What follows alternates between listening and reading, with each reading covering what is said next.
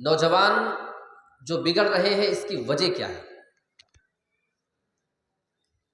یہ موضوع اس لیے ضروری ہے کہ کسی بھی معاشرے کو اگر آپ کو برباد کرنا ہو، کسی بھی سماج کو آپ اگر پیچھے چھوڑنا چاہتے ہیں، تو آپ اس سماج کے جو نوجوان، جو مرد نوجوان ہیں، نوجوان لڑکیاں بھی ہیں، نوجوان لڑکے بھی، تو لڑکوں کو اگر آپ پیچھے چھوڑ دیں، اگر آپ السلام علیکم ورحمۃ اللہ وبرکاتہ۔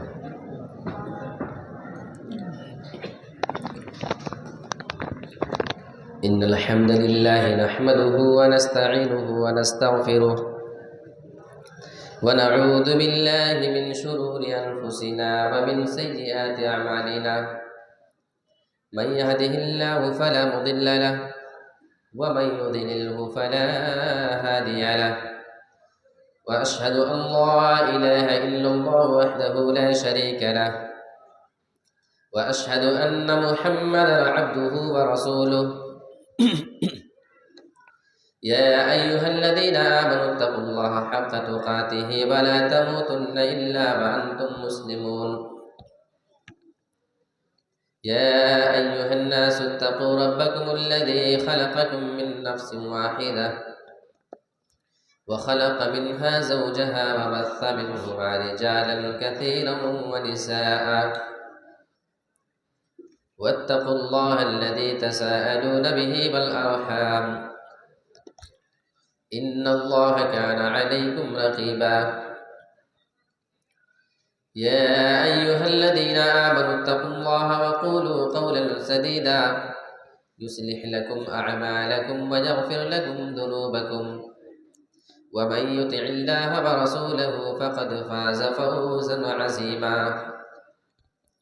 أما بعد، فإن خير الحديث كتاب الله، وخير الهدي هدي محمد صلى الله عليه وسلم، وشر الأمور محدثاتها، وكل محدثة بدعة، وكل بدعة ضلالة، وكل ضلالة في النار۔ أعوذ بالله من الشيطان الرجيم، بسم الله الرحمن الرحيم۔ قال رب فأنظرني إلى يوم يبعثون، قال فإنك من المنذرين إلى وقت اليوم المعلوم، قال رب بما أغويتني لأزينن لهم في الأرض ولأغوينهم أجمعين إلا عبادك منهم المخلصين۔ رب اشرح لي صدري ويسر لي أمري واحلل عقدة من لساني يفقهوا قولي، اللهم رب زدني علما، آمین۔ محترم و محتر صدر مجلس، ناظم جلسہ، اسٹیج پر تشریف فرما اور اسٹیج کو رونق بخشتے ہوئے نہایت ہی موقر و محترم علماء کرام کی جماعت، میری بغل میں بیٹھے ہوئے جو طلبہ ہیں جو الحمدللہ یہاں سے فارغ ہو رہے ہیں، کسی نے حفظ کی تکمیل کی ہے تو کسی نے اپنی فضیلت کی تکمیل کی ہے، اور اللہ کے فضل و کرم سے صرف بچے ہی نہیں بلکہ 8 طالبات بھی اس جامعہ سے فارغ ہو رہی ہیں۔ واقعی یہ بڑی سعادت اور خوش نصیبی کی بات ہے۔ اللہ رب العالمین جس سے چاہتا ہے اس طریقے کے کام لے لیتا ہے، ورنہ ہمارے اور آپ کے بس کی بات نہیں کہ ہم اتنا بڑا کام کر سکیں۔ اللہ رب العالمین سے میں دعا کرتا ہوں کہ پروردگار اس جامعہ کے لیے جو حضرات بھی جس طریقے سے بھی محنت اور کوشش کر رہے ہیں، ان کو ان کی محنت کا اور ان کی کوششوں کا تو بہترین سے بہترین بدلہ دنیا اور آخرت دونوں جگہ میں نصیب فرما، آمین۔ آج میں آپ کے سامنے ایک اہم موضوع کے اوپر کچھ باتیں کرنا چاہتا ہوں۔ موضوع ہے نوجوانوں کے بگاڑ، اسباب اور علاج۔ یہ بڑا اہم موضوع ہے اور ضرورت ہے کہ اس موضوع پر ہمیں بات کرنا چاہیے۔ ابھی مجھ سے پہلے آپ نے مختلف علماء کرام کی زبانی بہت سی قیمتی باتیں آپ نے سنی، اور میں بھی ابھی تھوڑی دیر پہلے ہی آپ کے بیچ میں تشریف لایا ہوں۔ میں آپ کے سامنے سیدھا سیدھا اپنے موضوع پہ آتا ہوں۔ نوجوان جو بگڑ رہے ہیں اس کی وجہ کیا ہے؟ یہ موضوع اس لیے ضروری ہے کہ کسی بھی معاشرے کو اگر آپ کو برباد کرنا ہو، کسی بھی سماج کو آپ اگر پیچھے چھوڑنا چاہتے ہیں، تو آپ اس سماج کے جو نوجوان، جو مرد نوجوان ہیں، نوجوان لڑکیاں بھی ہیں، نوجوان لڑکے بھی، تو لڑکوں کو اگر آپ پیچھے چھوڑ دیں، اگر آپ انہیں اخلاقی اعتبار سے گرا دیں، ان کی سوچ کو آپ اگر دین سے ہٹا دیں، تو یہ سمجھے کہ وہ آنے والی پوری نسل اسی میں جو ہے بہہ کے نکل جاتی ہے اور اسی روش اور اسی راستے پہ چل پڑتی ہے۔ لہٰذا نوجوانوں کی بہت ذمہ داری ہے۔ تو میں نوجوانوں کے بارے میں بات کرنے سے پہلے قرآن مجید میں دو جگہ سے آپ کے سامنے دو آیتیں رکھوں گا، جس میں اللہ رب العالمین نے جوانی کی اہمیت کو بتایا ہے۔ اللہ رب العالمین نے یہ واضح کیا ہے کہ جوانی کتنی زیادہ ویلیو والی چیز ہے۔ جوانی ایسے نہیں کہ ملی اور آپ نے گزار دیا۔ جو حضرات جوانی کے لمحات گزار چکے، آپ ان سے پوچھیں کتنے دن ہو گئے وہ بیچارے کرسی پہ بیٹھ کر نمازیں پڑھ رہے ہیں، وہ اپنے بغل میں کسی نوجوان کو نماز پڑھتے ہوئے دیکھتے ہیں، اللہ کی قسم دل میں آرزو ہوتا ہوگا کاش ہم بھی رب کے سامنے اپنی پیشانی کو اب ٹیک سکتے۔ اب وہ عمر ان کی نکل چکی، اب چاہ کر بھی نہیں کر سکتے وہ۔ آپ اندازہ لگائیں جوانی کی اہمیت کیا ہے۔ اور اللہ رب العالمین نے قرآن مجید کے اندر باقاعدہ اس کا تذکرہ کیا ہے۔ آئیے سورۃ الروم آیت نمبر 54 اٹھا کر دیکھتے ہیں۔ اللہ الذی خلقکم من ضعف ثم جعل من بعد ضعف قوة ثم جعل من بعد قوة ضعفا وشيبة يخلق ما يشاء وهو العليم القدير۔ اللہ الذی خلقکم من ضعف، وہ اللہ ہی کی ذات ہے جس نے تمہیں کمزوری کی حالت میں پیدا کیا، جس نے تمہیں کمزور چیز سے پیدا کیا ہے۔ اب اس کا دو مفہوم مفسرین نے بیان کیا۔ ایک تو یہ کہ تمہیں کمزور والی چیز سے پیدا کیا، یعنی وہ منی کا قطرہ، وہ پانی جو بڑا کمزور ہوتا ہے انسان کو اس سے پیدا کرتا ہے۔ یا دوسرا مفہوم یہ ہے کہ انسان کو پہلے اللہ رب العالمین طفولیت میں رکھتا ہے، بچپنے کی حالت میں رکھتا ہے، جو کمزوری کی حالت ہوتی ہے، بڑی کمزوری کی حالت ہوتی ہے، انسان اپنی باتیں نہیں بیان کر سکتا ہے۔ انسان کوئی چیز سنتا ہے جب وہ چھوٹا ہوتا ہے، سمجھنے کی صلاحیت نہیں ہے، بولنا چاہ رہا ہے، بھوک لگی ہے، پیاس لگی ہے، لیکن اتنا کمزور ہے کہ اپنی بات کو کسی کے سامنے رہ نہیں سکتا ہے۔ اس سے بڑی کمزوری کیا ہو سکتی ہے؟ اللہ بیان فرماتا من ضعف، اللہ نے تمہیں کمزوری کی حالت میں پیدا کیا۔ اب آگے اللہ جوانی کا تذکرہ کر رہا ہے۔ ثم جعل من بعد ضعف قوة، پھر اللہ رب العالمین نے تمہیں کمزوری کے بعد طاقت عطا کر دی، تمہیں جوانی عطا کر دی۔ ایک بچہ جب چھوٹا ہوتا اس کی تمام چیزیں کمزور ہوا کرتی ہیں۔ جب انسان جوان ہو جایا کرتا ہے، اس کی آنکھوں کی بینائی بڑھ جایا کرتی ہے، اس کے کانوں کی سماعت بڑھ جایا کرتی ہے، دل میں سوچنے کی طاقت اور سمجھنے کی طاقت اس کی بڑھ جایا کرتی ہے۔ انسان کی دانت بھی مضبوط ہے، انسان کے دل مضبوط ہے، پھیپھڑا مضبوط، گردہ مضبوط، جتنے بھی اعضاء نوجوانوں کے درمیان پائے جاتے وہ سبھی کے سبھی عام طور پہ مضبوط ہوا کرتے ہیں۔ اللہ بیان فرما رہا تمہیں کمزوری کے بعد ہم نے طاقت عطا کیا ہے۔ یہ اللہ کی بہت بڑی نعمت ہے، اللہ نے باقاعدہ قرآن میں اس کا تذکرہ کیا ہے۔ اچھا، یہ ہر وقت رہنے والا نہیں ہے۔ آپ معلوم کریں بڑے سے بڑے نوجوان گزرے ہیں جو آج بڑھاپے کی دہلیز پر بیٹھے ہوئے ہیں، آج ان کی آنکھیں کمزور ہو چکی ہیں۔ جو کبھی بہت ہی زیادہ سنا کرتے تھے، دور کی تھوڑی سی آواز کو وہ سن کر کے پوری بات سمجھ لیا کرتے تھے۔ آج آپ ان بزرگوں کے سامنے جا کر کے تھوڑی سی آواز میں کوئی بات کریں گے، وہ آپ سے بولیں گے بیٹا عمر نکل چکی ہے، اس وجہ سے میں کمزور پڑ چکا ہوں، میرے کان سے برابر سنائی نہیں دیتا ہے، ذرا زور سے بولو۔ وہ بتانا چاہ رہے ہیں کہ جوانی نکل چکی ہے، اب میں کمزور ہو چکا ہوں، ذرا زور سے بولو۔ آپ دیکھیں بڑھاپا آنے کے بعد، کمزوری آنے کے بعد، وہی دانت جو انسان کے مضبوط ہوا کرتے تھے، مضبوط سے مضبوط چیز کو جس سے توڑ دیا کرتے تھے اور چبا لیا کرتے تھے، آج دانت اتنے کمزور ہیں کہ جھڑ جھڑ کر کے گر رہے ہیں۔ اللہ نے بیان فرمایا ہم نے تمہیں قوت کے بعد کمزوری عطا فرمائی۔ ثم جعل من بعد قوة ضعفا وشيبة، پھر اللہ رب العالمین نے تمہیں طاقت دینے کے بعد تمہیں کمزوری اور بڑھاپا دے دیا۔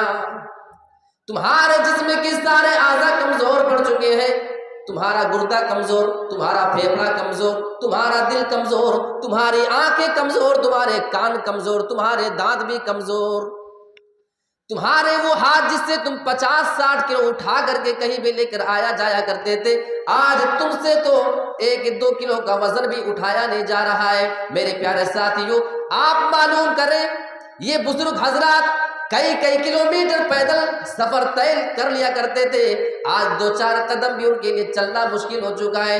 اللہ بیان فرماتا ہے ثم جعل من بعد قوة ضعفا وشيبا، یہ اللہ کی ذات ہے جو تمہیں کمزوری کی حالت میں جوان بناتا ہے، پھر جوانی دے کر تمہیں کمزور اور بوڑھا بنا دیتا ہے۔ تو اگر اس عمر تک پہنچے تو وہی حال ہمارا بھی ہونا ہے، ورنہ ہم سے مضبوط یہ بزرگ حضرات تھے۔ یقین مانیے ہر آنے والا دور انسان کو کمزور کر رہا ہے، غذا کے اعتبار سے، رہن سہن کے اعتبار سے، آب و ہوا کے اعتبار سے انسان کمزور ہوتے جا رہا ہے۔ تو یہ جوانی بہت بڑی اللہ رب العالمین کی نعمت ہے۔ یخلق ما یشاء، اللہ جو چاہتا ہے پیدا کرتا ہے۔ وَهُوَ الْعَلِيمُ الْقَدِيرُ، اور اللہ رب العالمین جاننے والا، قدرت رکھنے والا ہے، وہ جانتا ہے کہ کب کسے کیا دینا ہے، وہ قدرت رکھنے والا ہے، جب چاہے جو چیز دے دے اور جب چاہے جس آدمی سے وہ چیز چھین لے، اس کو کوئی بھی روکنے ٹوکنے والا نہیں۔ تو یہاں پہ اللہ نے سورۃ الروم آیت نمبر 54 کے اندر جوانی کا تذکرہ کیا ہے۔ ایک جگہ سے اور میں آپ کے سامنے آیت رکھتا ہوں اور مفسرین کا اس پہ کمنٹ میں آپ کو بتاؤں گا کہ مفسرین اس کے بارے میں کیا کہتے ہیں۔ یہ آیت ہے سورۃ الحدید آیت نمبر 20 نمبر کی آیت۔ اعلموا انما الحیاۃ الدنیا لعب ولہو وزینہ وتفاخر بینکم وتکاثر فی الاموال والاولاد۔ اے لوگوں تم اچھی طریقے سے جان لو، انما الحیاۃ الدنیا لعب ولہو، بے شک یہ دنیا کی زندگی تو صرف کھیل اور تماشا ہے۔ بعض مفسرین کہتے ہیں کہ اللہ رب العالمین نے آیت کے اس ٹکڑے میں اشارہ کیا ہے انسان کے بچپنے کی جانب۔ وہ کیسے؟ اللہ کہہ رہا ہے کہ دنیا کی زندگی کھیل ہے، تماشا ہے، اس کے علاوہ کچھ نہیں۔ ایک بچہ چھوٹا ہوتا ہے، پورے دن اسے کھیل کود کے علاوہ کوئی دوسری چیز نہیں سوچتی ہے۔ صبح اٹھے گا کھیل، دوپہر ہو جائے گی کھیل، شام ہوتے ہوتے کھیل، بستر پر جاتے جاتے کھیل، گھر کے اندر بھی کھیل، گھر کے باہر بھی کھیل، مسجد میں لاؤ گے وہاں بھی کھیل، مدرسے میں لاؤ گے وہاں بھی کھیل۔ بچہ صرف کھیلنا جانتا ہے، اس کے علاوہ اسے کوئی چیز سمجھ نہیں آتی ہے۔ تو مفسرین کہتے ہیں کہ اللہ نے اس آیت کریمہ کے اس ٹکڑے میں اشارہ کیا انسان کے بچپنے کی جانب۔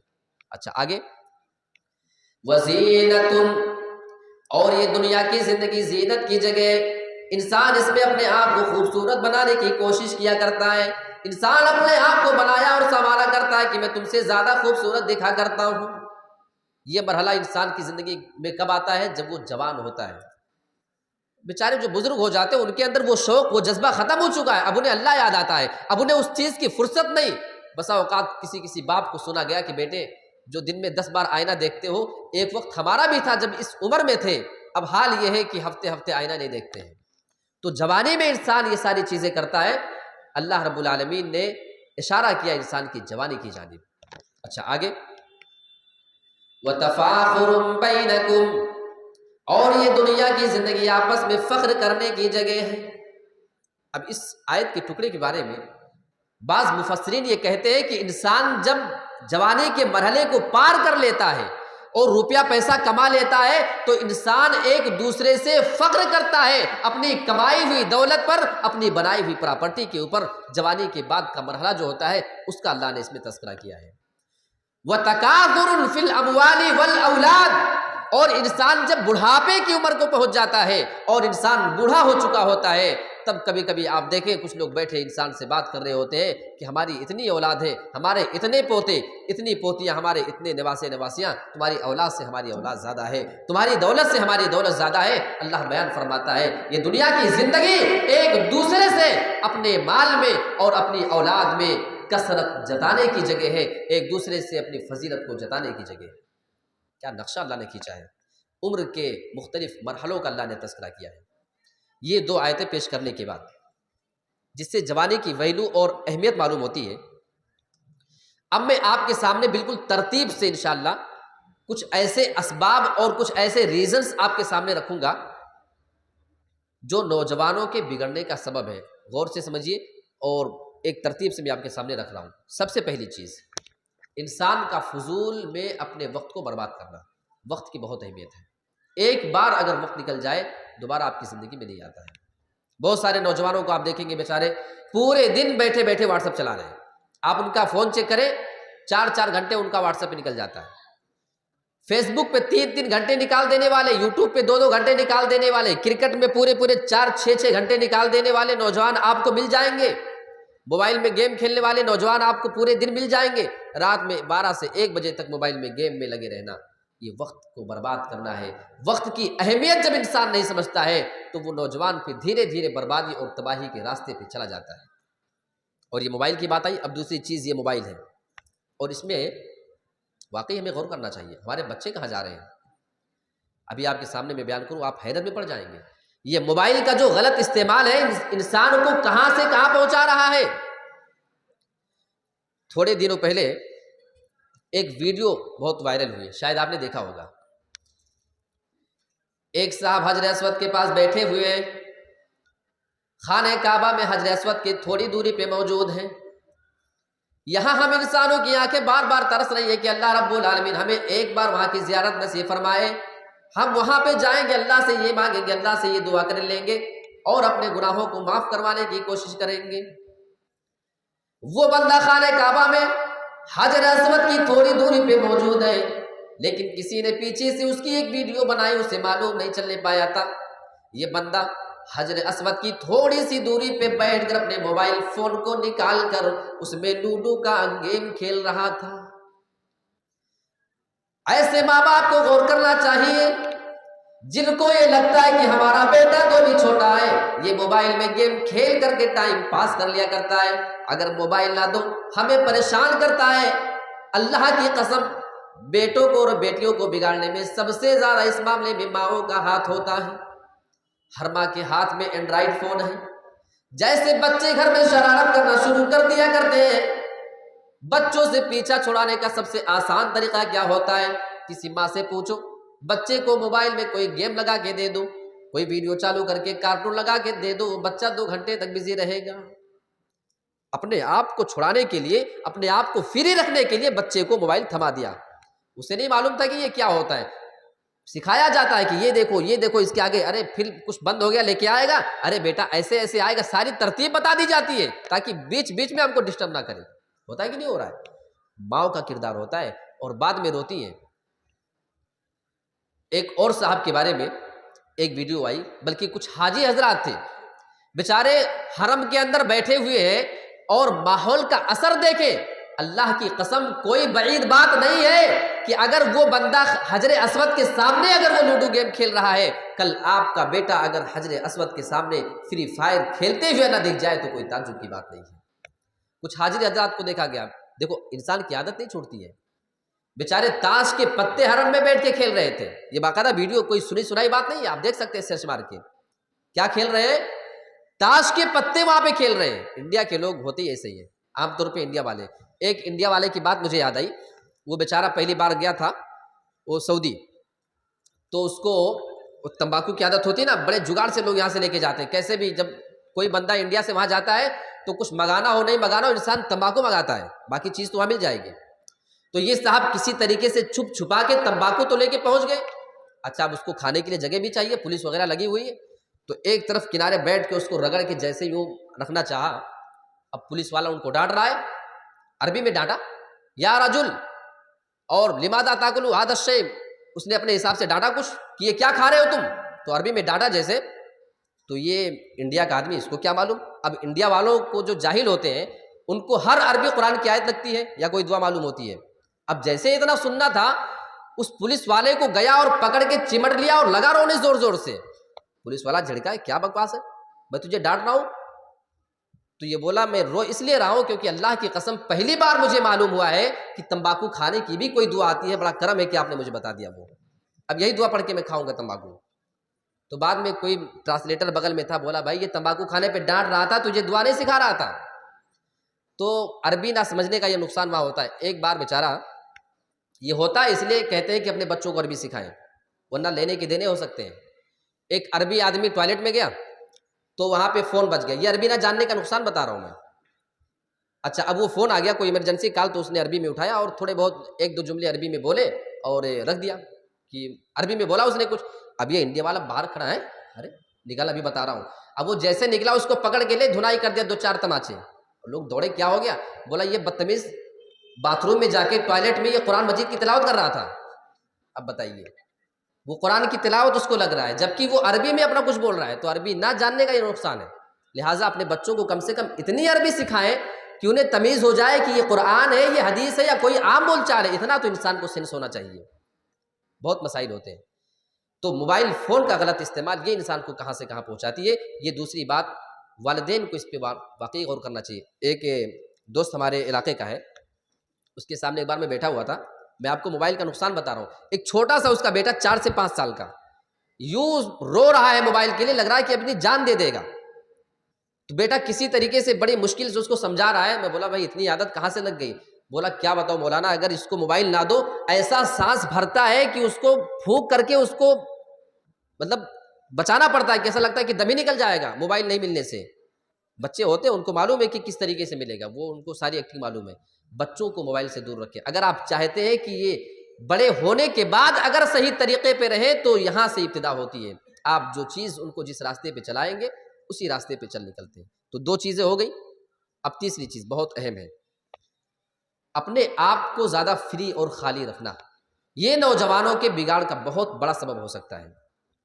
لہٰذا میں والدین کو سب سے پہلے بولوں گا کہ آپ اپنے چھوٹے بچوں کو یا تو کسی دینی کام میں لگا دیں، کچھ یاد کرائیے، کچھ پڑھائیے، کچھ بلوائیے، کوئی دینی باتیں، یا کسی دنیاوی کام میں لگا دیں۔ اگر بچہ کھیلتا ہے نا، گھر میں پورے دن شرارت کرنے دو، تھوڑے بہت سامان توڑ لینے دو، گھر کا سامان نقصان ہو جائے وہ چلے گا، لیکن اگر اس کا اخلاق خراب ہو گیا وہ نہیں چلنے والا ہے، یاد رکھیے۔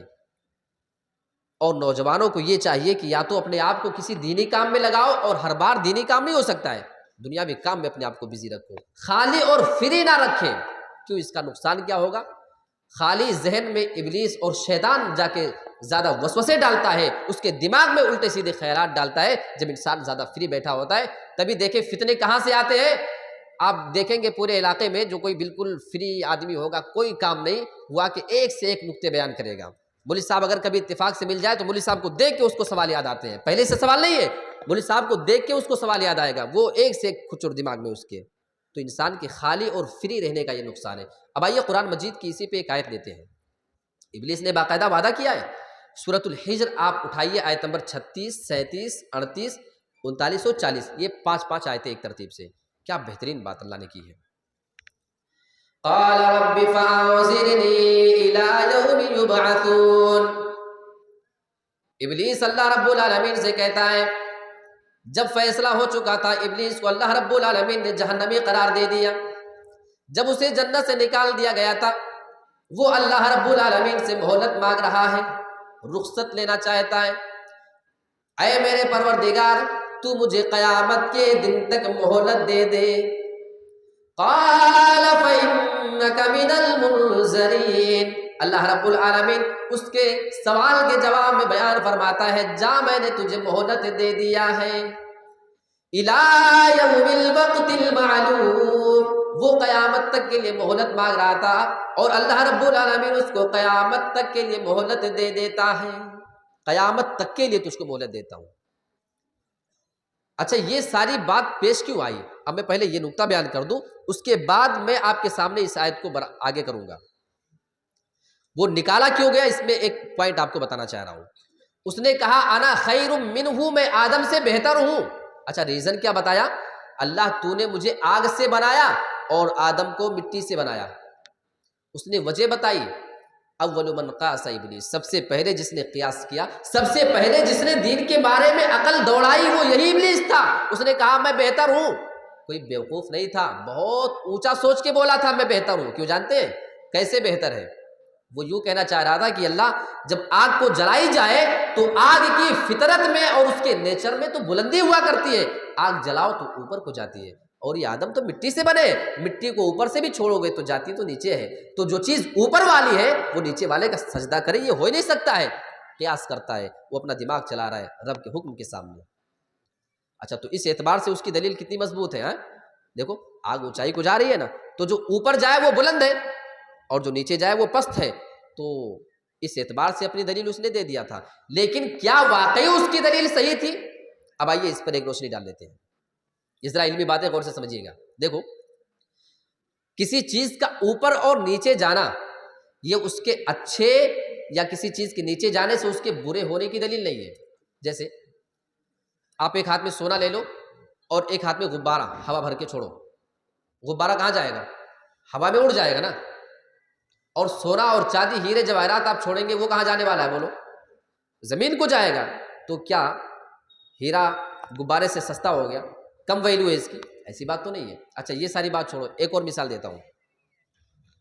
کسی کو اگر آپ کو سمجھنا ہے کہ یہ اچھا یا یہ اچھا، دو فٹ بال کی ٹیم ہے، کوئی بولتا ہے یہ کوئی بولتا ہے وہ، مقابلہ کرا لو کنفرم ہو جائے گا۔ دو کرکٹ کی ٹیم ہے، یہاں کی اور وہاں کی، حسین آباد اور املوں کا، ٹھیک ہے، بہت قریب سے جانتا ہوں آپ کے علاقوں کو، کئی ہمارے ساتھی آپ کے علاقے کے الحمدللہ کلاس فیلو اور ہمارے اساتذہ بھی آپ کے علاقے کے ہیں۔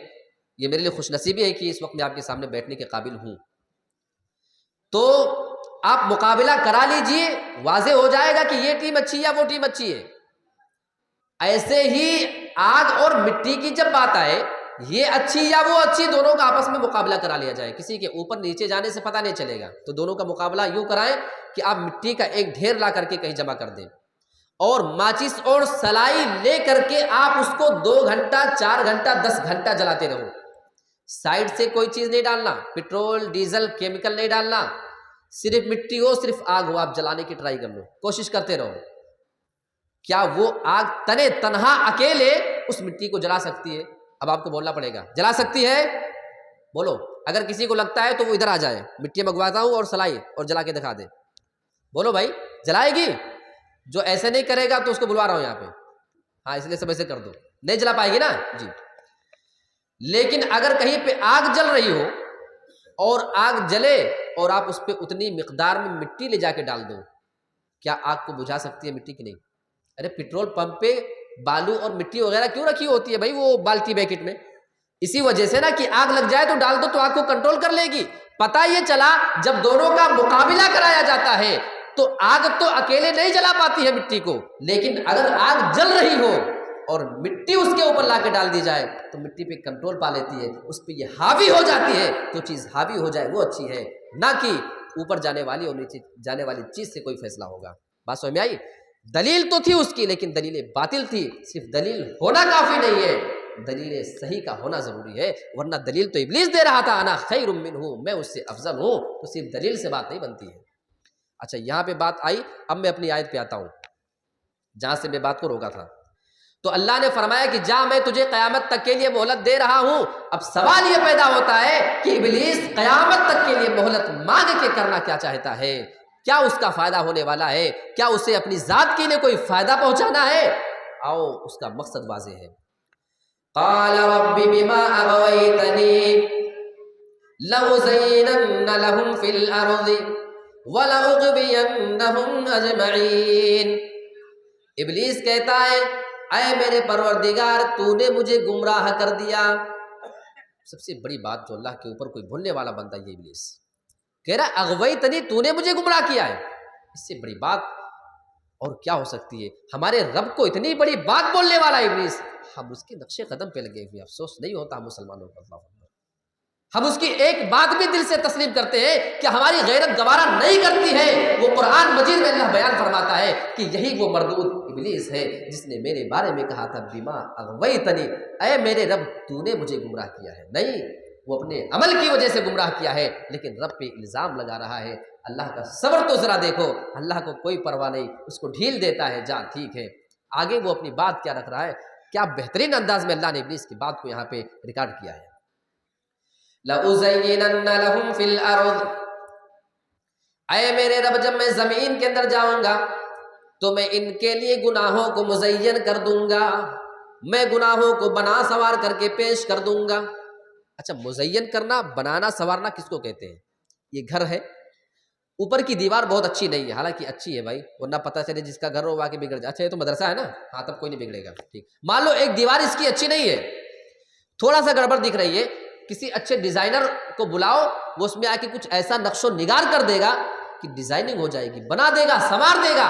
جو چیز اچھی ابھی نہیں دکھ رہی تھی، تھوڑی دیر کے بعد وہ آپ کے سامنے اچھی بنا کے دکھا دیتا ہے، جبکہ اندر سے اچھی نہیں ہے، اندر سے کھوکھلی ہے وہ، لیکن دیکھنے میں سنوارا ہے، بنا دیا، اب دیکھنے میں وہ خوبصورت نظر آتی ہے، حالانکہ اندر سے اتنی مضبوط ہے نہیں۔ بنانا سنوارنا اسی چیز کو کہا جاتا ہے۔ لَأُزَيِّنَنَّ لَهُمْ فِي الْأَرْضِ، میں بناؤں گا، میں سنواروں گا، میں مزین کروں گا، کیا؟ تیرے بندوں کے لیے گناہوں کو، گناہ ہے تو ان کے لیے نقصان دہ، ایسا بنا کے پیش کروں گا کہ ان کو لگے گا نہیں کہ ہمارے لیے نقصان دہ ہے، اس کو اچھا سمجھ کر کے کریں گے۔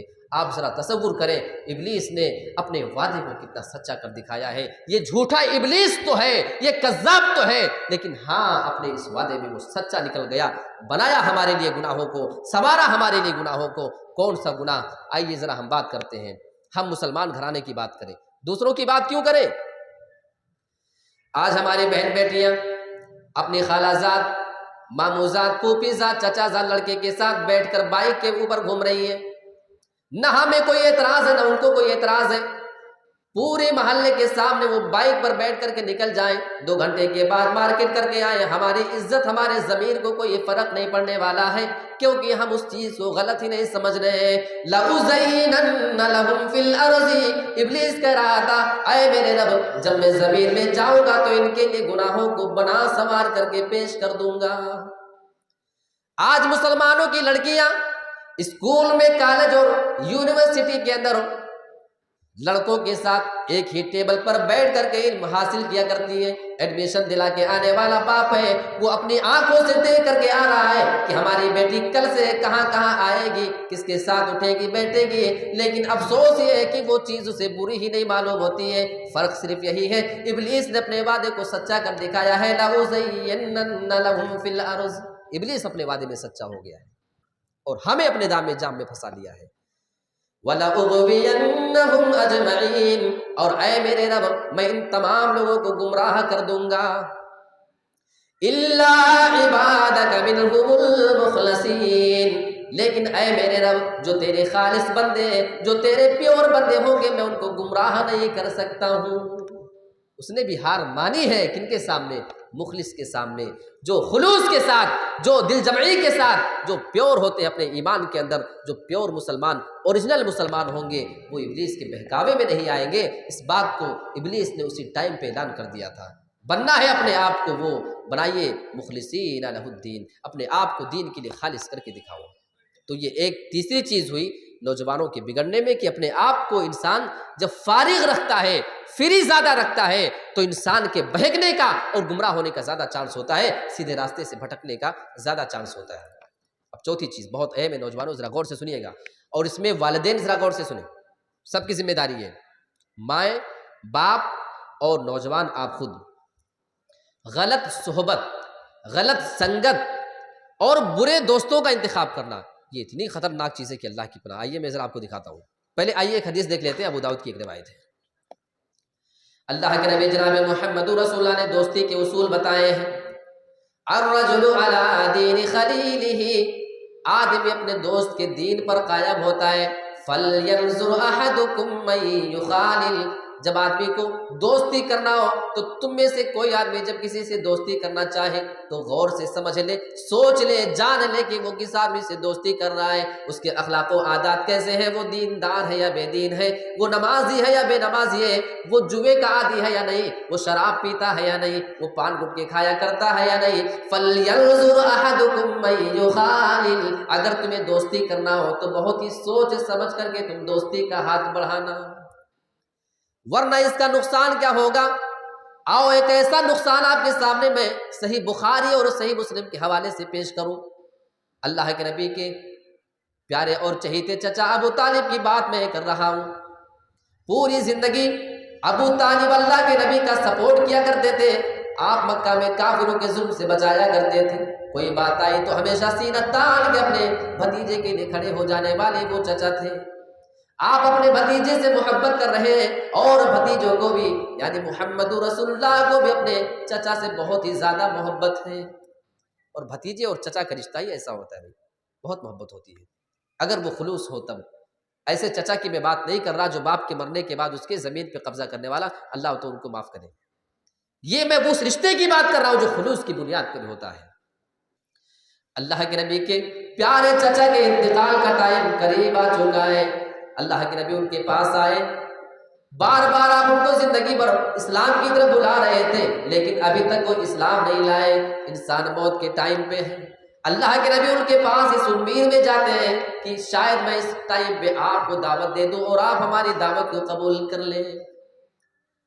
ذرا آئیے میں آپ کو بتاؤں، اللہ کے نبی جناب محمد رسول اللہ بڑے سے بڑے کافروں کو اسلام کی جانب بلایا کرتے تھے، آپ کی بات ان کے دل میں بیٹھ جایا کرتی تھی، بڑے سے بڑا مشرک آپ کی بات کو سمجھ جایا کرتا تھا، ایمان لے آتا تھا، بڑے سے بڑا جنی آدمی آپ اس کو سمجھا دیا کرتے تھے، آپ کی باتوں کو سمجھ جایا کرتا تھا۔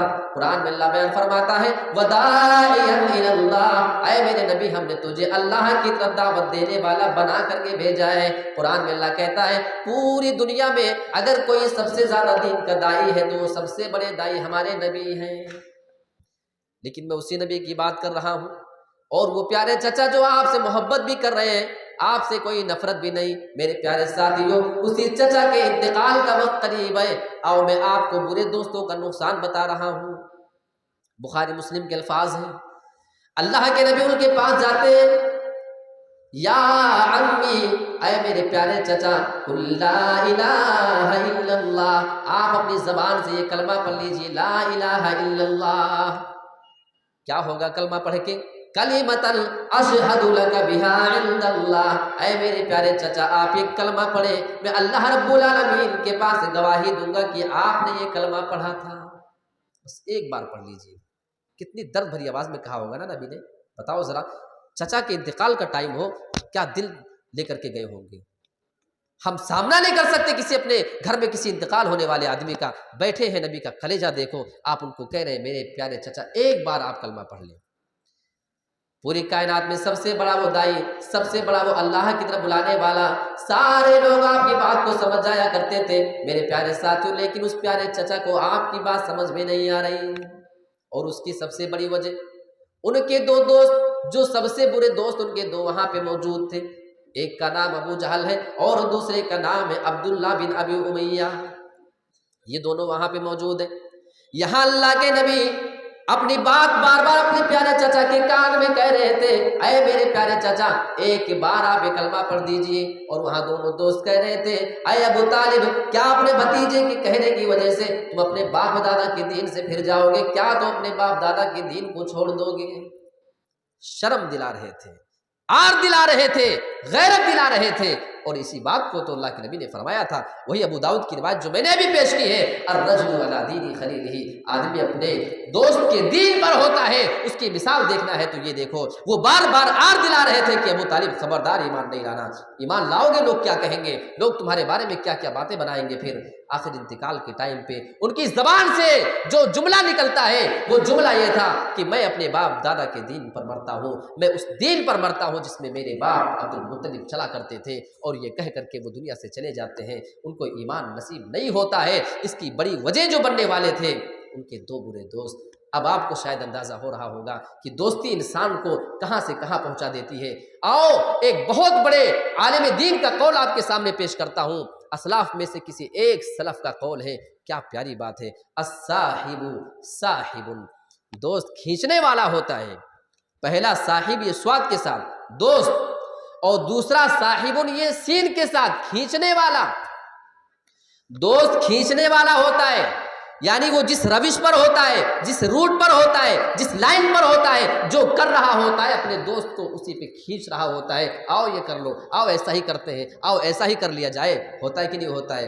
آپ دیکھیں کوئی لڑکا بڑا شریف ہے، وہ کبھی پان گٹکے نہیں کھا رہا ہے، وہ شراب نہیں جانتا، وہ جوئے نہیں کھیلتا ہے، اچانک سے غلط دوستوں کی سنگت پڑی اور ان کے ساتھ رہ کر کے پان گٹکے کھانا شروع کر دیتا ہے، وہ ان کے ساتھ رہ کر کے دارو پینا شروع کر دیتا ہے، شراب پینے لگتا ہے، وہ فلمیں دیکھنے لگتا ہے، وہ اپنے آپ کو دین سے کتنا دور کر لیتا ہے۔ الصاحب صاحب، اس کی مثال دیکھنا ہے تو ہم اپنے نوجوانوں کے اس معاشرے کو دیکھیں کہ کس طریقے سے ایک نوجوان دوسرے نوجوان کو اس برائی کی جانب کھینچ رہا ہوتا ہے۔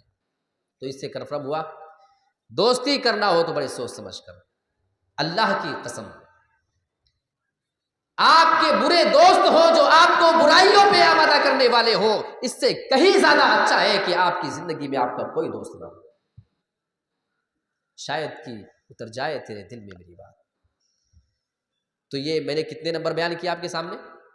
4 ہوئے۔ ایک اور چیز میں آپ کے سامنے لیتا ہوں، نشہ آور چیزوں کا استعمال، اور میں آپ کو کچھ آنکڑا بتاؤں گا، ذرا دیکھیں کچھ لوگ جن کو لگتا ہے کہ یار کیا ہوا، وہ 10-20 کا ہی تو کھا لیتا ہوں گٹکا پان، اس سے کوئی بہت زیادہ فرق نہیں پڑتا ہوں کہ ٹھیک ہے، حدیث میں وہ حرام ہے وہ الگ بات ہے، انسان حدیث والی باتیں سنتا ہے ٹھیک ہے، حرام تو ہے، لیکن بہت سارے مولویوں نے فتویٰ دے کے رکھا کہ کھا سکتے ہو، ہے نہیں؟ ہاں گٹکے وغیرہ پان وغیرہ جو تمباکو والے کھا سکتے ہو، اب وہ ان کے فتوے اپنے گھر کے ہیں، اللہ کے نبی کی تو یہی حدیث ہے، ما اسکر کثیرہ فقلیلہ حرام، جس چیز کی زیادہ مقدار نشہ پیدا کر دے اس کی تھوڑی سی مقدار بھی حرام ہے۔ کیا مطلب؟ کچھ لوگوں کو آپ تمباکو اتنا دو وہ کھا لیں گے کچھ نہیں ہوگا، انہیں کو اتنا کھلا دو تو نشے میں ہو جائیں گے، اثر کر جائے گا۔ تو اگر اتنی مقدار زیادہ مقدار نشہ پیدا کر دے تو اس کی یہ تھوڑی سی چٹکی بھر کی مقدار بھی حرام ہے۔ ما اسکر کثیرہ فقلیلہ حرام، یہ اللہ کے نبی کی حدیث ہے۔ اچھا چلیے ایک آنکڑا میں آپ کو دیتا ہوں، پان اور گٹکے کھانے والے، سگریٹ پینے والے عام طور پہ ایک دن میں کتنے روپے کا کھاتے پیتے ہوں گے؟ سب سے کم حساب ذرا بولیے گا۔ کم سے کم 50 روپے کا حساب جوڑتے ہیں ہم لوگ، کتنا؟ 50 روپیہ کم سے کم، ہے نہیں؟ 2-4 گٹکے، ایک آدھ سگریٹ اور کچھ یوں ہی، بس 50 روپیہ صبح سے لے کے شام تک، ورنہ یہ کم آنکڑا ہے۔ کتنے لوگ ہیں جو سینکڑا پار کر جاتے ہیں کھانے میں۔ 50 روپے کا ایک دن میں ایک نوجوان کھاتا ہے، آپ ذرا تصور کریں کہ یہ کہاں کہاں بھی جائے گا۔ ایک مہینے میں کتنا کھائے گا؟ 1500 کا، کتنے کا حساب جوڑو، ایک دن میں 50 روپیہ تو 30 دن میں کتنا؟ 1500 روپے کا، اوکے، ایک مہینے میں 1500، اب 12 مہینے میں ایک سال میں کتنا کھائے گا؟ کیلکولیٹ کر لو، 18,000 کا، کتنے کا؟ 18,000 کا تمباکو، پان، گٹکا، سگریٹ، جو بھی سب تمام چیزیں ملا کر اگر صرف ایک دن میں 50 روپے کا کھاتا ہے تو ایک سال کے اندر 18,000 کا کھائے گا، ٹھیک ہے؟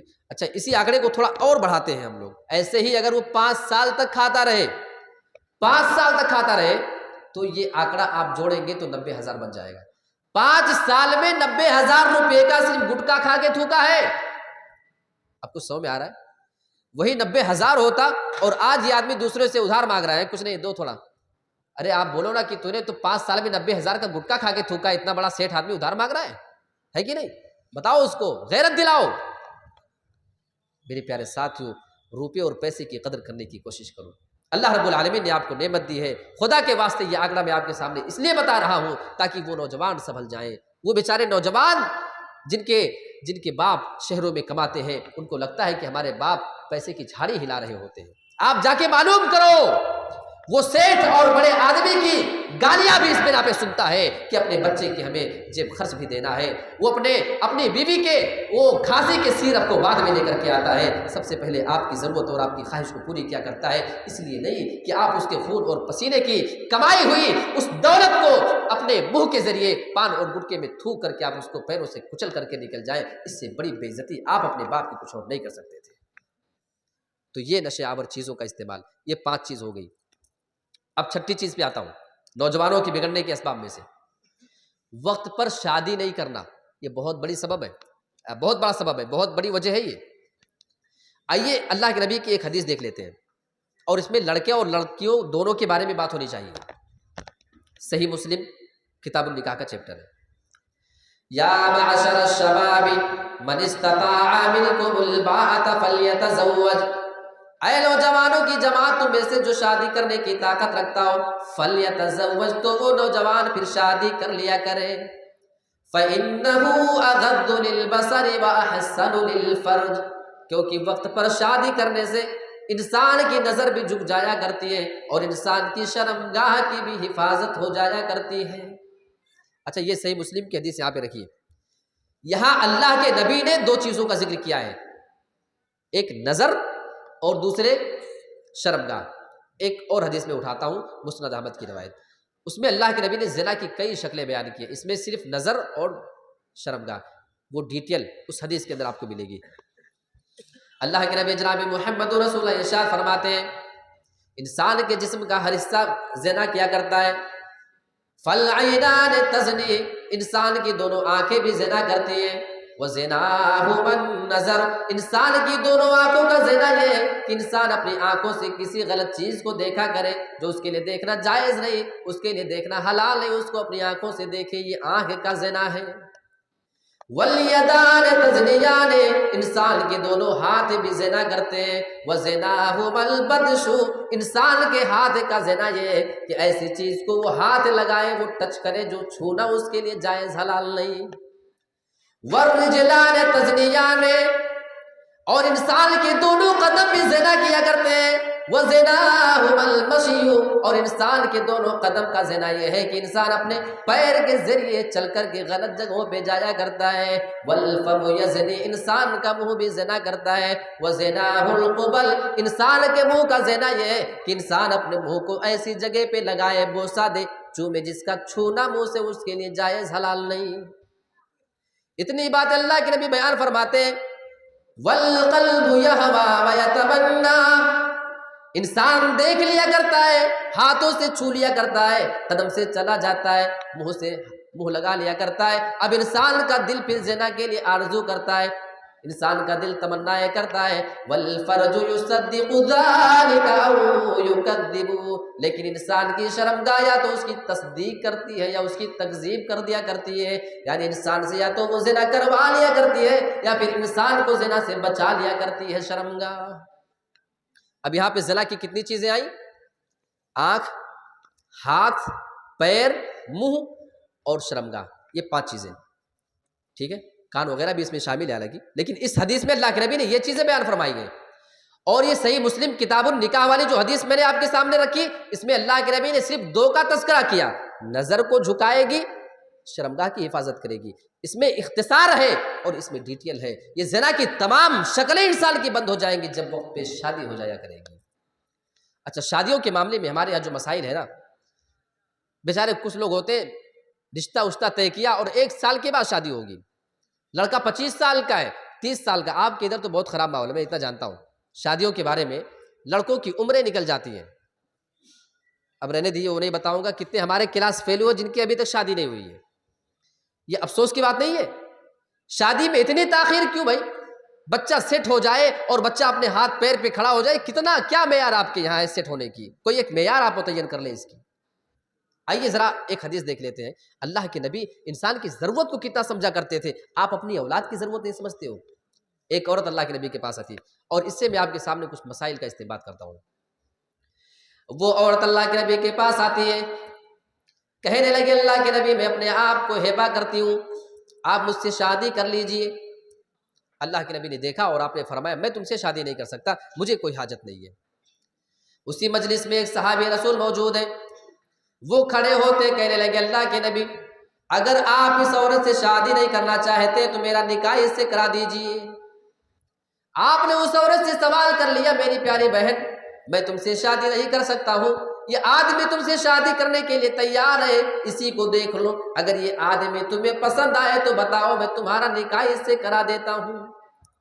عورت دیکھی، کہنے لگے اللہ کے نبی کوئی بات نہیں، آئی آپ کے لیے تھی، اگر آپ نہیں کر سکتے تو اسی آدمی سے میرا نکاح کرا دیجئے، مجھے منظور ہے۔ اب آگے لڑکوں کے بارے میں بات کرنے جا رہا ہوں، لڑکیوں کی بات تو ٹھیک ہے، میں لڑکوں کی بات کر رہا ہوں۔ اللہ کے نبی اس صحابی رسول سے کہتے ہیں میں تمہارا نکاح کرا دیتا ہوں، لیکن یہ بتاؤ تمہارے پاس مہر میں دینے کے لیے کیا ہے؟ کہنے لگا اللہ کے نبی ایک لنگی ہے، وہی آدھی پھاڑ کر کے دے سکتا ہوں، وہ بھی پوری نہیں دے سکتا ہوں، بس ایک ہی لنگی میرے پاس ہے۔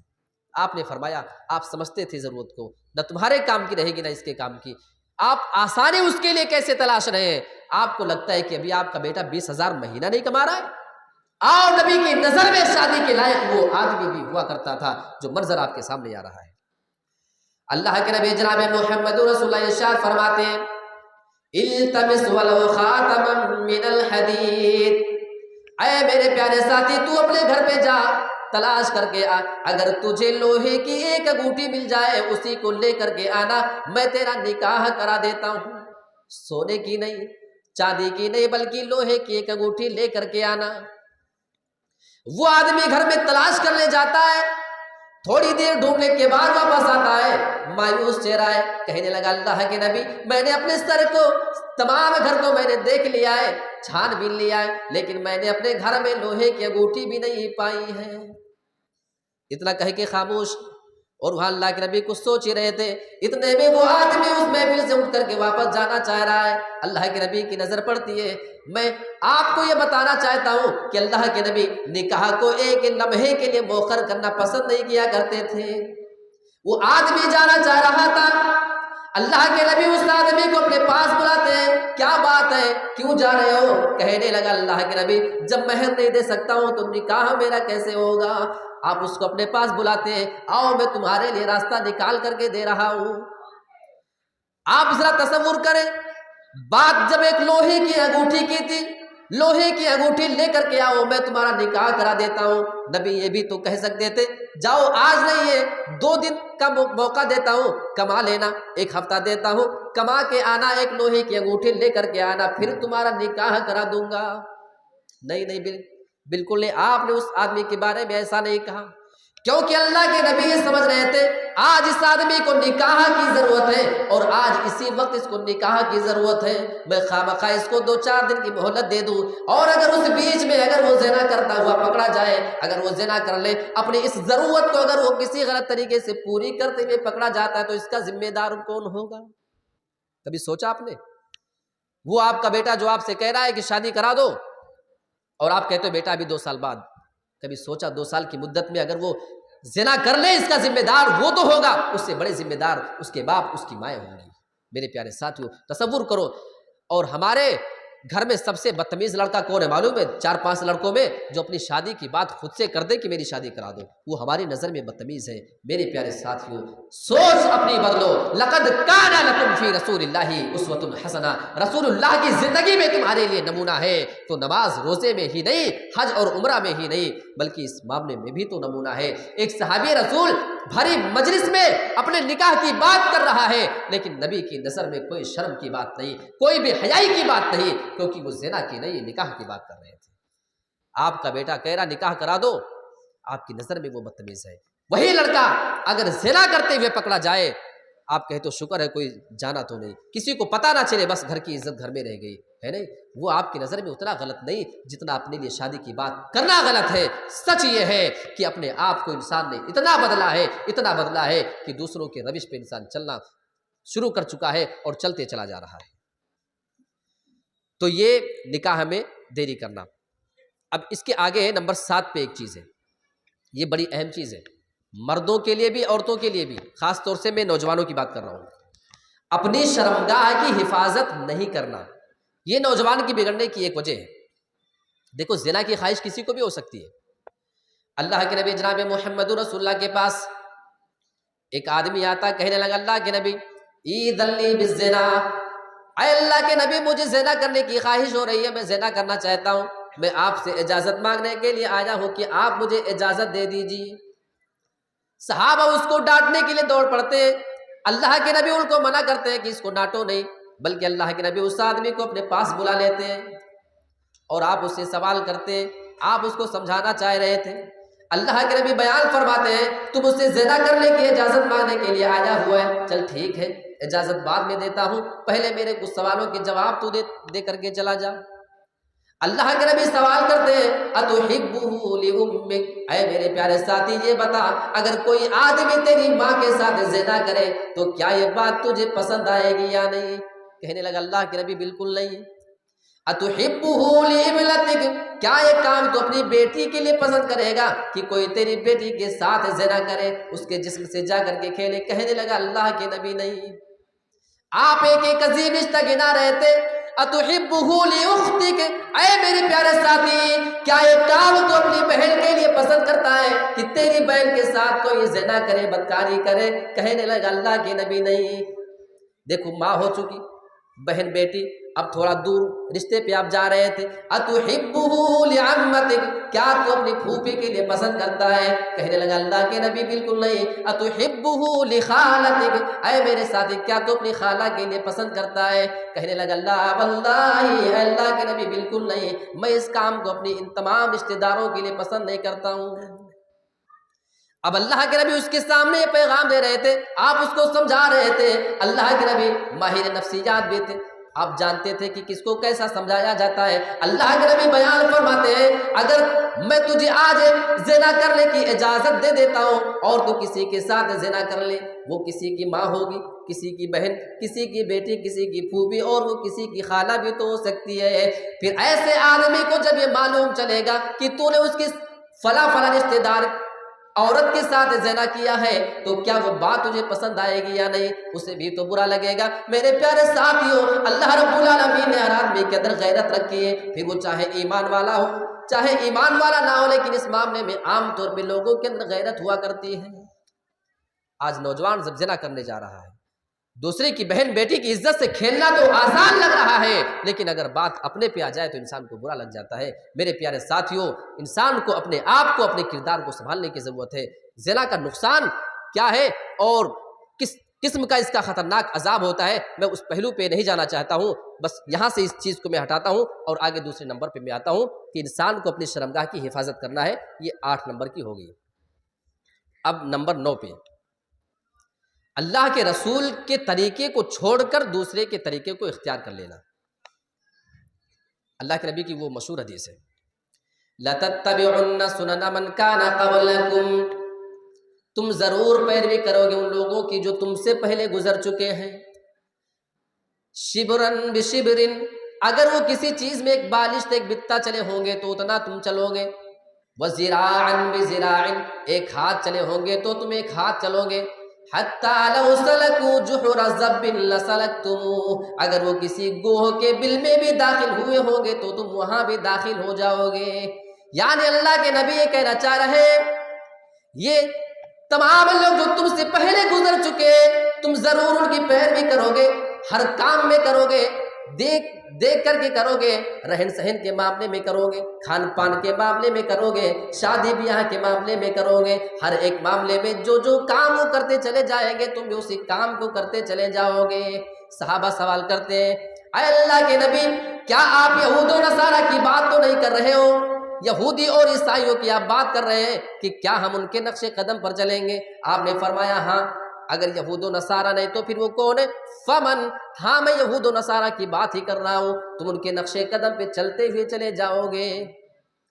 آج آپ انسان مسلمان ہونے کی حیثیت سے اپنی شادیوں کو دیکھ لیں، آپ اپنے نکاح کے رسم و رواج کو دیکھ لیں، آپ ہلدی کے رسم و رواج کو دیکھ لیجئے، ایک ایک اصول آپ اٹھاتے جاؤ، ایک ایک معاملہ آپ اٹھاتے چلے جاؤ گے۔ کسی شاعر کو کہنا پڑا تھا وَذَا میں تم ہو نصارہ تو تمدن میں ہنود، وَذَا میں تم ہو نصارہ تو تمدن میں ہنود، یہ مسلمان ہے جنہیں دیکھ کے شرمائے یہود۔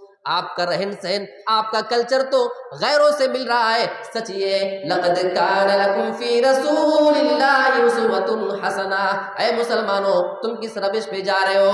تم کس کو اپنا رہنما مان چکے ہو؟ تم کس کے نقش قدم پہ چلتے چلے جا رہے ہو؟ تمہیں اگر رہنما بنانا ہے، تمہیں اگر کسی کو قابل اقتداء بنانا ہی ہے تو اللہ رب العالمین قرآن مجید کے اندر یہ اعلان کرتا ہے اے میرے مسلمان بھائیو، تمہارے لیے رسول اللہ کی زندگی میں بہترین نمونہ نمونہ ہے۔ جب رسول کی پوری زندگی ہمارے لیے نمونہ ہے تو آپ کی نماز بھی، آپ کا روزہ بھی، آپ کا شادی بیاہ بھی، آپ کا اخلاق بھی، آپ کا رہن سہن بھی، آپ کا کلچر بھی، آپ کا کھان پان بھی، ہر اعتبار سے رسول ہمارے لیے نمونہ بن کر کے آئے ہیں۔ لیکن افسوس یہ ہے کہ آج ہم اللہ کے رسول کے طریقے پہ بس برائے نام ہیں۔ تو یہ 9 چیزیں ہو گئی۔ اب آخری چیز، تلک عشرۃ کاملہ ہو جائے گا۔ یہ آخری چیز، انسان جو نوجوان ہونے کے بعد بگڑ رہا ہوتا ہے، اس کی ایک اور وجہ آپ کو بتاؤں۔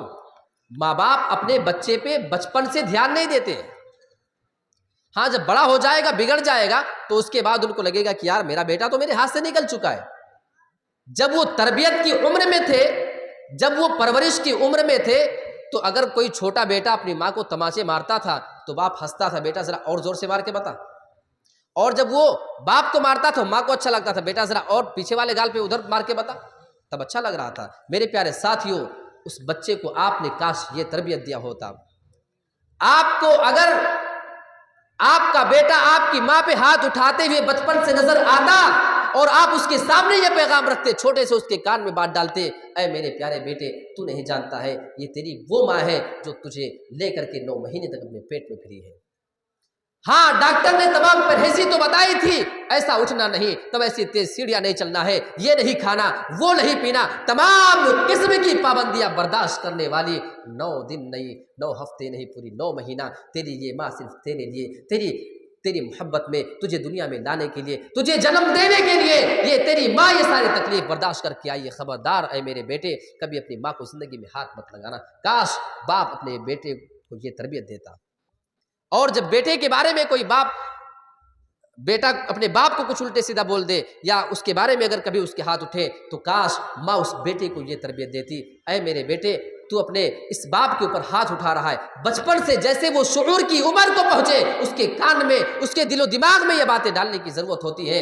تیرا یہ باپ صبح ڈیوٹی کے لیے نکلتا ہے تو شام کو آتا ہے، دوپہر کا کھانا کہاں کھانا ہے اسے کوئی ٹھکانہ نہیں ہوتا ہے۔ یہ اپنے مالک کی، اپنے آقا کی باتیں بھی سنتا ہے، یہ گالیاں بھی سنتا ہے، یہ تمام پریشانیاں بھی برداشت کرتا ہے۔ جب ہم پورے گھر والے فیملی کے ساتھ بیٹھ کر کے اے سی میں آرام کر رہے ہوتے ہیں، ہم پنکھے کے نیچے لائٹ کے سامنے جب بیٹھ کر کے مزے اڑا رہے ہوتے ہیں، تیرا یہ باپ دھوپ کی تپش میں پریشانیاں برداشت کر کے تیرے لیے پیسے کما کر کے لاتا ہے، تیرے لیے اپنے پیٹ کو کاٹ کر کے بھی تیرے تمام چیزوں کا انتظام کرنے والا تیرا یہ باپ ہے۔ آج تو اس کے اوپر ہاتھ اٹھا رہا ہے، اللہ کی قسم میرا دل رو رہا ہے۔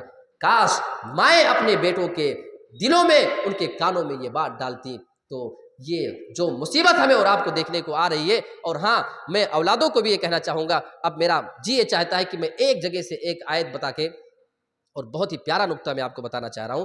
اللہ رب العالمین نے جو والدین کا مقام رکھا ہے، اللہ کے واسطے اس کو سمجھنے کی آپ کوشش کریں۔ آئیے وہ قرآن مجید کی آیت دیکھتے ہیں، اور صرف ترجمہ نہیں، اس میں بہت ہی پوائنٹ کی باتیں آپ کو بتاتا ہوں۔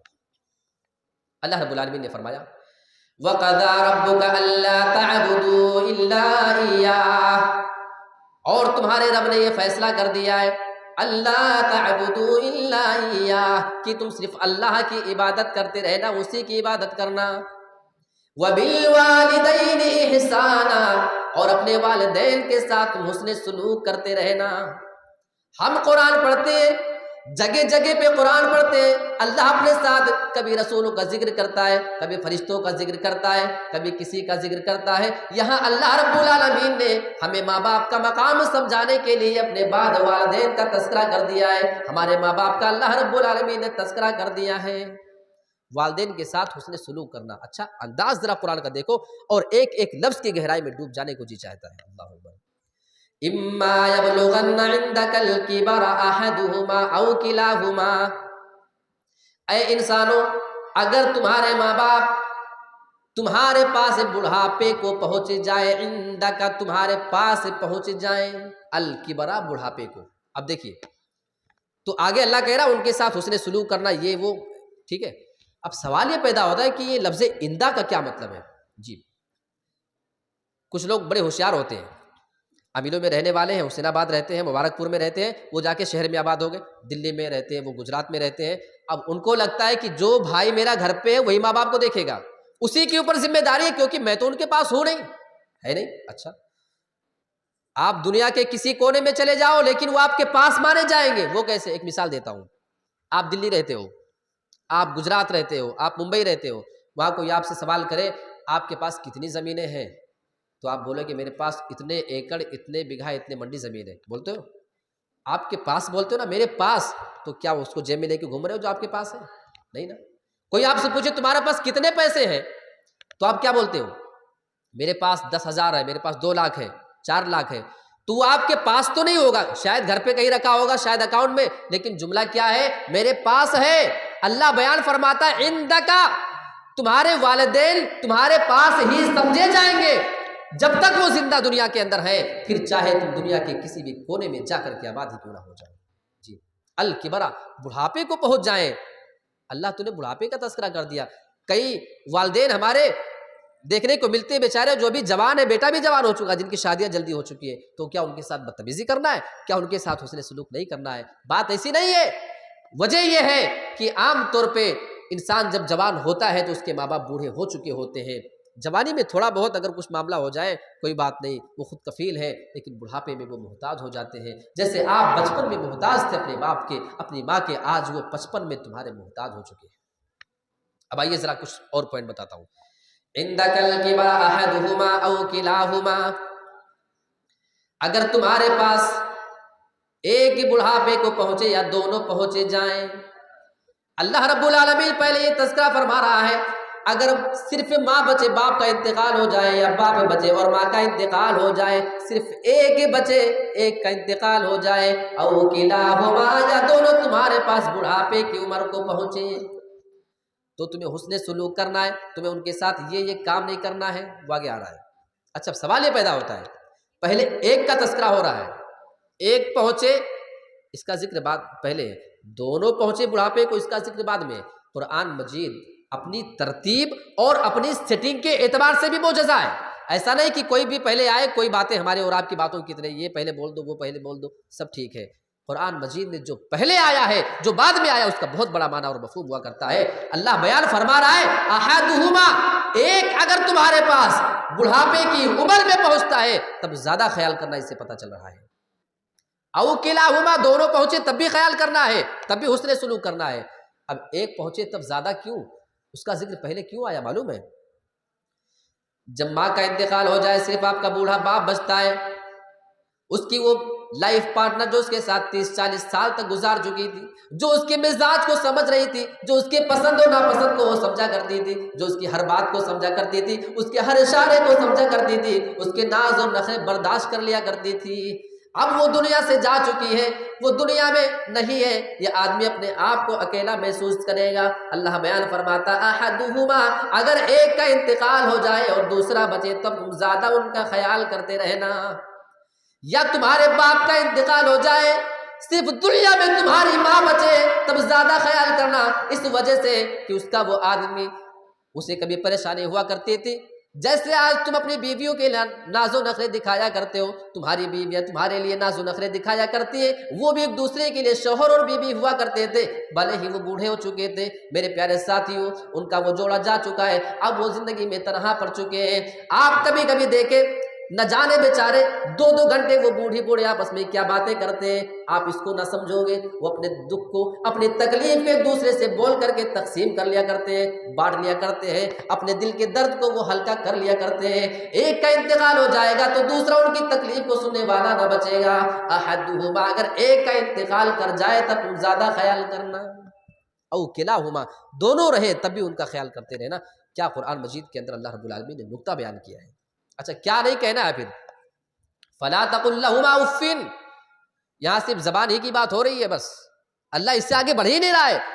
فلا تقل لہما اف، تو اپنی زبان سے لفظ اف نہیں کہنا۔ اف کیا ہوتا ہے؟ ہر علاقے میں الگ الگ معنی اس کا ہوتا ہے۔ جیسے آپ بائک وائک تیز لے کے نکلے اور ماں بولے بیٹا دیکھ گاڑی آرام سے چلانا، ہٹ ماں کیا اف، ماں کیا تو بھی، پھر وہی بات۔ یہ جیسے بھی الفاظ آپ بولے جو ناگواری کی وجہ سے آپ کے منہ سے ادا ہو رہے ہیں، یہ لفظ اف ہے۔ ضروری نہیں کہ آپ اف بولے تبھی اس کو کہا جائے گا اف۔ جو چیز آپ ناگواری میں بولے اور آپ کی ماں کو وہ چیز پسند نہ آئے، اگر وہ ناگواری میں آپ بول رہے ہیں، خبردار اسے کہنے کی اجازت نہیں۔ ولا تنہرہما، انہیں جھڑپنا نہیں، ڈانٹنا نہیں۔ ڈانٹا کس سے جاتا ہے؟ زبان سے۔ اف کس سے کیا جاتا ہے؟ زبان سے۔ جب زبان کا غلط استعمال کرنے کی اجازت نہیں ہے تو اپنے والدین کے لیے ہاتھ اور پیر کا استعمال کرنے والے وہ نوجوان، اللہ تمہاری نوجوانی پہ رحم کرے۔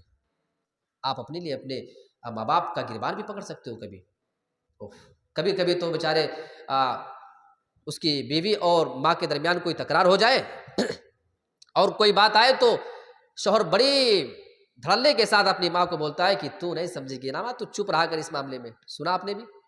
ہاں، نہیں سمجھے گی۔ آپ کو سمجھنے والی وہ ماں جو آپ کے بچپنے میں صرف آپ کے رونے کے انداز کو دیکھ کر کے سمجھا کرتی تھی، میرا بیٹا رات میں رو رہا ہے تو بھوک سے رو رہا ہے، پیٹ میں درد ہے، پیٹ میں گیس ہے، اس کے سر میں درد ہے، اس کو بخار آیا ہوا ہے، کس وجہ سے وہ رو رہا ہے، صرف آپ کے رونے کے انداز کو دیکھ کر کے سمجھنے والی وہ، آپ کو اتنا سمجھنے والی ماں آج آپ کی بیوی کے آنے کے بعد وہ آپ کو نہیں سمجھتی ہے، وہ کسی معاملے کو نہیں سمجھتی ہے، آپ کی زبان سے یہ جملہ پھر شوبہ نہیں دیتا اس ہستی کے بارے میں۔ لہٰذا اپنے والدین کا مقام سمجھنے کی کوشش کریں۔ تو یہ چند باتیں میں نے آپ کے سامنے نوجوانوں کی تربیت، اور نوجوانوں کی تربیت میں تو ظاہر سی بات ہے یہ ایک چیز یہ شامل ہے کہ اپنے والدین کو آپ تکلیف پہنچائیں گے تو کبھی آپ خوشحال نہیں رہ سکتے ہو۔ اور میں اپنی ان ماؤں بہنوں سے بھی بولنا چاہتا ہوں، آپ کے شوہر کے والدین اگر بوڑھے ہو چکے ہیں، انسان بڑھاپے میں تھوڑا چڑچڑا پن کا شکار ہو جاتا ہے، فطری چیز ہے، آپ اس کی باتیں برداشت کر لیں، آپ کا ویلو، آپ کا مقام ختم نہیں ہو جائے گا، چند باتیں سن کر کے برداشت کر لو۔ آپ کو معلوم نہیں کہ انسان زبان کی وجہ سے کہاں سے کہاں جا سکتا ہے، صرف آپ کا زبان آپ کو کہاں سے کہاں لے کے جا سکتا ہے، لہٰذا زبان کا صحیح استعمال کرنا چاہیے۔ بس یہ ایک حدیث میں عورتوں کے سلسلے میں پیش کر کے اپنی بات کو ختم کر دوں گا۔ اللہ کے نبی کے پاس ایک آدمی آتا ہے اور بڑی پیاری حدیث ہے، اور آیا اس نے دو عورتوں کا تذکرہ کیا، ایک بڑی نیک عورت ہے، ایک اس سے تھوڑا سا کم نیک عورت ہے۔ ہم اور چاہتے ہیں نا آپ کہ ہماری مائیں بہنیں بیٹیاں سب جنتی ہوں، تو آؤ ذرا اس حدیث کو دیکھ لیتے ہیں۔ اس حدیث کی روشنی میں ہماری مائیں بہنیں کہاں جا رہی ہیں ذرا تصور کر کے دیکھیں۔ ایک آدمی اللہ کے نبی کے پاس آتا ہے، کہنے لگا اللہ کے نبی تذکر من کثرت صیامھا وصلاتھا وصدقتھا، اے اللہ کے نبی ہمارے سماج اور معاشرے میں ایک بہت ہی نیک عورت پائی جاتی ہے، وہ ہمیشہ نماز پڑھنے والی، فرض نماز کے ساتھ ساتھ وہ نفلی نماز بہت زیادہ پڑھا کرتی ہے، وہ رمضان کے روزے کے علاوہ نفلی روزے بھی بہت ہی زیادہ سال بھر میں وہ رکھا کرتی ہے، اور صدقہ خیرات وہ سب سے زیادہ کرنے والے، اس کا تذکرہ ہمیشہ کیا جاتا ہے۔ یہ ساری بڑی بڑی نیکیاں ہیں، غیر انہا تؤذی جیرانہا بلسانہا، اے اللہ کے نبی اس عورت کے اندر ایک چھوٹی سی کمی ہے، وہ عورت اپنی زبان سے اپنے پڑوسیوں کو تکلیف بھی پہنچایا کرتی ہے، زبان سے پڑوسیوں کو تکلیف پہنچاتی ہے۔ آپ نے سب کچھ اس کے بارے میں سن لیا، یہ عورت نمازی ہے، روزے دار ہے، صدقہ خیرات کرنے والی، تمام چیزیں اپنی جگہ صحیح، لیکن زبان سے پڑوسیوں کو تکلیف پہنچاتی ہے۔ اللہ کے نبی بیان فرماتے قال ہی فی النار، پھر ایسی عورت تو جہنم کے اندر جانے والی ہے۔ اب یہاں میں آپ کے سامنے استدلال یہ کرنا چاہ رہا ہوں کہ اگر عورت اپنے پڑوسی کو زبان سے تکلیف دینے کی وجہ سے اگر جہنمی ہے، تو ایک لڑکا، ایک آدمی اپنی ماں کو، اپنے باپ کو زبان سے اگر تکلیف دیتا ہے، اس کا ٹھکانہ کہاں ہو سکتا ہے؟ بات سمجھ آ رہی ہے؟ ایک اور عورت کا اس نے تذکرہ کیا، تذکر من قلت صیامھا وصلاتھا وصدقتھا، اے اللہ کے نبی ہمارے سماج میں ایک عورت ہے، وہ زیادہ نماز نہیں پڑھتی ہے، صرف فرض نماز پڑھتی ہے، نفلی زیادہ نہیں، تہجد نہیں پڑھ پاتی ہے، وہ صرف رمضان کے روزے رکھا کرتی ہے، سال بھر میں وہ نفلی روزے بھی نہیں رکھ پاتی ہے، وصدقتھا وہ صدقہ خیرات بھی کم کیا کرتی ہے، بلکہ حدیث کے الفاظ ہمیں یہ بتاتے وہ کتنا تھوڑا صدقہ کیا کرتی تھی، وَأَنَّهَا تَتَصَدَّقُ بِأَثْوَارٍ مِّنَ الْعَقِدِ، اے اللہ کے نبی اس عورت کے پاس کبھی کبھی پنیر کے معمولی سے ٹکڑے آیا کرتے، وہی پنیر کے وہ ٹکڑے کسی کو صدقے میں دے دیا کرتی ہے، غریب عورت ہے، اس کے پاس زیادہ ہے ہی نہیں تو دے گی کیا؟ اللہ کے نبی اس عورت کے پاس ان معاملے میں زیادہ نیکیاں نہیں دوسری عورت کے معاملے کی طرح، لیکن ہاں وَلَا تُؤْذِي جِيرَانَهَا بِلِسَانِهَا، اے اللہ کے نبی یہ عورت اپنی زبان سے کسی بھی پڑوسی کو کبھی تکلیف نہیں پہنچایا کرتی ہے، سارے کے سارے پڑوسی اس کی زبان سے محفوظ رہا کرتے۔ اللہ کے نبی نے جیسے یہ جملہ سنا، وہ نماز تھوڑا پڑھتی ہے، روزہ کم رکھتی ہے، صدقہ خیرات بھی وہ کم کیا کرتی ہے، لیکن اس کی زبان سے اگر اس کے پڑوسی تکلیف میں نہیں رہا کرتے ہیں تو اللہ کے نبی بیان فرماتے ہیں قال ہی فی الجنہ، اے میرے ساتھی پھر ایسی عورت تو جنت کے اندر جانے والی ہے۔ اب اس میں مرد حضرات کہیں گے کہ ہم کیا کریں؟ آپ یہ کام کریں، اپنے پڑوسی میں جائیں اور معلوم کریں، کبھی ہفتے میں کبھی مہینے میں، اور پتہ کریں کہ ہمارے گھر کی کسی ماں بہن بیٹی سے کوئی تکلیف ہوگی تو تم آ کے ہم کو بول دینا۔ اور آپ کی ذمہ داری ہے کہ پھر آپ اپنے گھر والوں پہ کنٹرول کریں۔ کلکم راعٍ وکلکم مسئول عن رعیتہ، صحیح مسلم کی حدیث ہے، اللہ کے نبی بیان فرماتے ہیں تم میں سے ہر آدمی چرواہا ہے۔ بکریوں کو چرانے والا چرواہا ہوتا ہے نا، بکری اس کے انڈر میں ہوتی ہے، غلطی کرے بکری کو مارتا بھی ہے، بکری کو ڈانٹ ڈپٹ کر کے اپنے راستے پہ لگاتا بھی ہے۔ اگر آپ کے گھر والے کوئی غلط کام کرتے ہیں، آپ چرواہے ہیں، جیسے بکری کا چرواہا بکری کو ڈانٹتا ہے، اس کو مارتا بھی ہے۔ اگر آپ کی ماں بہن بیٹیاں کچھ ایسا حرکت کرتی ہیں، ایسا کوئی کام کر رہی ہے کسی پڑوسی کے ساتھ، تو خبردار آپ ذمہ دار ہیں۔ وَمَسْئُولٌ عَنْ رَعِيَّتِهِ، یہ سوچ کر کے نہیں نکل جانا ٹھیک ہے عورتیں اپنا سمجھ لیں گی، ہمیں کیا، آپ سے بھی اس کے بارے میں سوال ہوگا۔ کبھی جا کے پتہ کیا تھا پڑوسی سے ہمارے گھر کی ماں بہن بیٹی سے کوئی کسی کو تکلیف ہے یا نہیں ہے؟ میرے پیارے ساتھیوں، ہر آدمی اس اعتبار سے ذمہ دار بن جاتا ہے۔ تو یہ چند باتیں میں نے آپ کے سامنے رکھنے کی کوشش کی ہے۔ ایک بار میں پھر اپنی ماں اور بہنوں کو مخاطب کرتا ہوں کہ اگر اللہ کے نبی کی نظر میں پڑوسی کو صرف زبان سے تکلیف دینے والی عورت جہنمی ہے، تو اگر پڑوسی کو کوئی جا کے لاٹھی اور ڈنڈے مارنے والی ہے، ہاتھ سے مارنے والی، پیروں سے مارنے والی ہے، پیروں سے چل کے جا کے بدتمیزی کرنے والی ہے، اس عورت کا ٹھکانہ کہاں ہو سکتا ہے؟ فیصلہ آپ کے ہاتھ میں چھوڑتا ہوں۔ اللہ رب العالمین سے آئیے ہم سب دعا کرتے ہیں کہ پروردگار، یہ چند باتیں جو میں نے آپ کے سامنے رکھنے کی کوشش کی ہے، اللہ رب العالمین تو ہم تمام لوگوں کو اس پر عمل کرنے کی توفیق عطا فرما۔ اور میں آخر میں ایک معذرت یہ پیش کرتا ہوں کہ ذاتی طور پہ مجھے ہی وہاں سے آنے میں لیٹ ہوئی، شاید اس کی وجہ سے پروگرام تھوڑا لیٹ ہو گیا ہے، ورنہ پروگرام اور پہلے ختم ہونا تھا۔ ہمارے مدرسے میں کچھ ضروری میٹنگ تھی، اس کی وجہ سے میں 5 بجے وہاں سے نکل پایا ہوں۔ 5:30 بجے میں گاڑی پکڑا ہوں اور کسی طریقے سے بہرحال آپ کے ادھر میں بہرحال پہنچا اور یہ چند باتیں رکھنے کا آپ کے سامنے موقع ملا۔ میں اللہ رب العالمین کا شکر گزار ہوں کہ جس نے ہمیں اور آپ کو یہ قیمتی موقع دیا کہ دین کی باتیں سننے اور سمجھنے کے لیے ہم سب یہاں جمع ہوئے۔ پروردگار عالم جن احباب نے اس پروگرام میں کسی بھی اعتبار سے شرکت کی ہو، چاہے کسی نے مالی تعاون کیا ہو، کسی نے اپنے جسمانی اعتبار سے اس میں تعاون کیا ہو، کسی نے رائے مشورے کے اعتبار سے، جس اعتبار سے بھی کسی نے بھی ذرہ برابر بھی کوئی محنت کی ہو، اللہ رب العالمین تو ان کی تمام کوششوں کو قبول فرما، اور دوسروں کو بھی اس معاملے میں قرآن اور حدیث کے جو کام ہے یہ واقعی بہت بڑا کام ہے، ہر آدمی کے نصیب میں یہ کام نہیں ہوتا۔ اللہ رب العالمین تو ہم سبھی کو دین کا کام کرنے کی توفیق عطا فرما، آمین۔ وآخر دعوانا ان الحمد للہ رب العالمین، والسلام علیکم ورحمۃ اللہ وبرکاتہ۔